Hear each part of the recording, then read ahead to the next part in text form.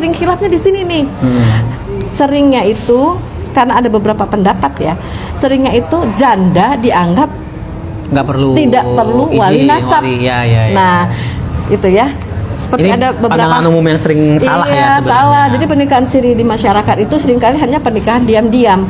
Padahal pernikahan siri itu adalah pernikahan yang secara syariah dipenuhinya rukun, hanya tidak dicatatkan. Ini sesuai dengan pasal 2 ayat 1 Undang-Undang Nomor 1 tahun 74. Jadi pernikahan siri gitu ya? yang iya, jadi dia harus ada CPW, CPP, harus ada wali nasabnya, ya, harus ada maharnya, harus ada saksi dan ijab kabul.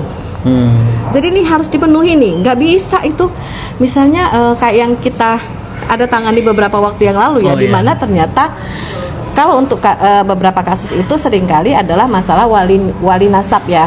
Yang menikahkan itu, lucunya lagi yang menikahkan itu adalah ustadz. Nah, ustadz ini jelas-jelas melanggar. Kenapa?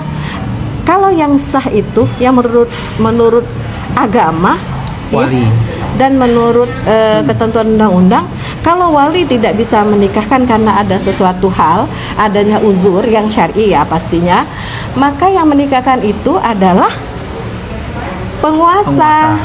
Iya, dalam hal ini adalah kalau misalnya dia melakukan di satu daerah, kepala KUA, ya kan, di kecamatan tersebut gitu. Jadi nggak bisa sembarangan itu siapa aja ustadz menikahkan, itu nggak bisa. Ya biasanya mungkin ustadznya malah yang menawarkan ya.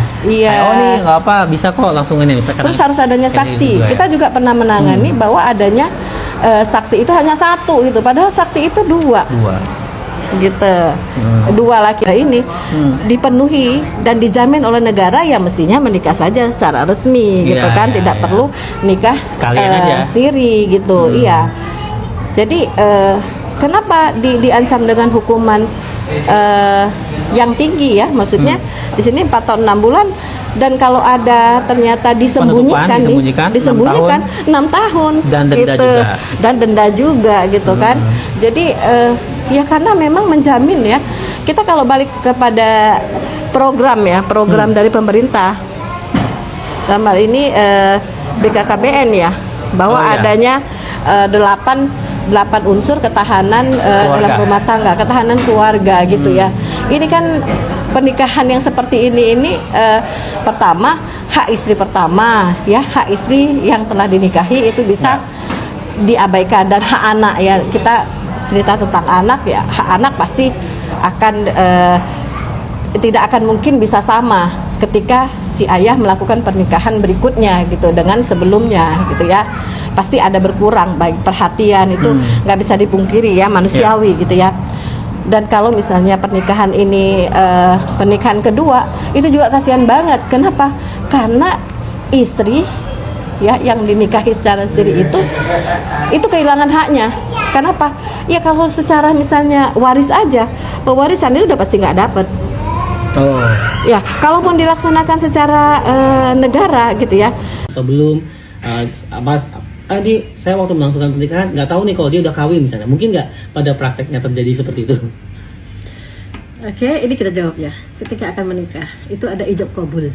Nah, sekarang ketika ijab kabul itu si fulan, misalnya kita sebut namanya fulan itu adalah A, yang menunjukkan namanya itu si A, apa? Bukti namanya A. Sekarang pasti ada nih, ijab kabul itu kan ada yang menikahkan. Kalau kita cerita wali, siapa nih yang menjabat tangan ini? Itu wali ya, nanti kita bahas tersendiri. Ini sekarang ketika ini menyebutkan nama A, aku nikahkan A dengan gitu kan ya. A ini buktinya namanya si A dari mana? Nah pasti kan dari sini ya, KTP. Ini adalah identitas. Ketika kita tinggal di Indonesia, ini adalah bukti identitas kita, contoh. Dan di sini ada status perkawinan. Itu sesuai dengan pasal 34 Undang-Undang nomor 23 tahun 2006 yang sudah dirubah dengan Undang-Undang nomor 24 tahun 2013. Nah, ini udah pasti ini.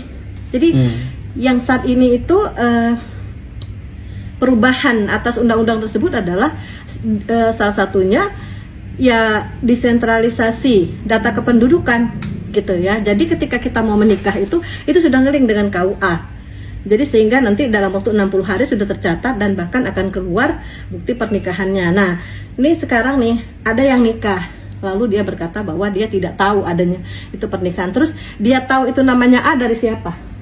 Nah, itu kan patut ya, itu suatu hal yang sangat patut untuk ditanyakan. Gak mungkin Pasti. dong kita mau nikah lu buktinya mana? Nah, itu sudah otomatis. Ini kan jadi syarat juga pernikahan kan pasti KTP. Iya, dia walaupun siri atau nikah tercatat itu, kalau siri itu tetap ada tertulis juga ada beberapa contoh yang seperti itu yang saya menemui. Mereka punya tertulis ditandatangani oleh saksi-saksi juga. Jadi kalau misalnya ini dikatakan bahwa tidak tahu, itu rasanya nggak mungkin. satu hal yang mustahil ya gitu. Dan kalau misalnya pun ditunjukkan satu identitas yang dia menyalahi dari apa yang ini ya, maksudnya dia membuat identitas palsu lah ya gitu ya, KTP palsu misalnya. KTP palsu atau identitas yang dipalsukan. Nah, itu masuknya pasal 94. Pasal 94 Undang-Undang nomor 24 tahun 2013 itu. Jadi dendanya itu adalah 75 juta dan hukuman badannya adalah 6 tahun. Nah, sekarang nih harus dibicarakan, tidak bisa ujuk-ujuk telepon aja misalnya, untuk terpenuhinya satu unsur bahwa sudah meminta izin dari istri gitu. Nah, ini nih yang pasti menimbulkan satu polemik panjang gitu. Misalnya langsung bilang, aku mau ini karena kamu tidak bisa memenuhi kewajibanmu. Nah, lu udah di mana? Misalnya nih, suami itu selalu keluar kota, misalnya tidak tinggal satu kota. Nah, gimana cara istri untuk memenuhi kebutuhan suami? Ya pulang dong, kan gitu ya. Atau istri yang berkunjung, berikanlah itu tiket, berikanlah akomodasi, berikanlah kesenangan, sehingga istri bisa sampai tuh ke tempat di mana suami berada gitu. Atau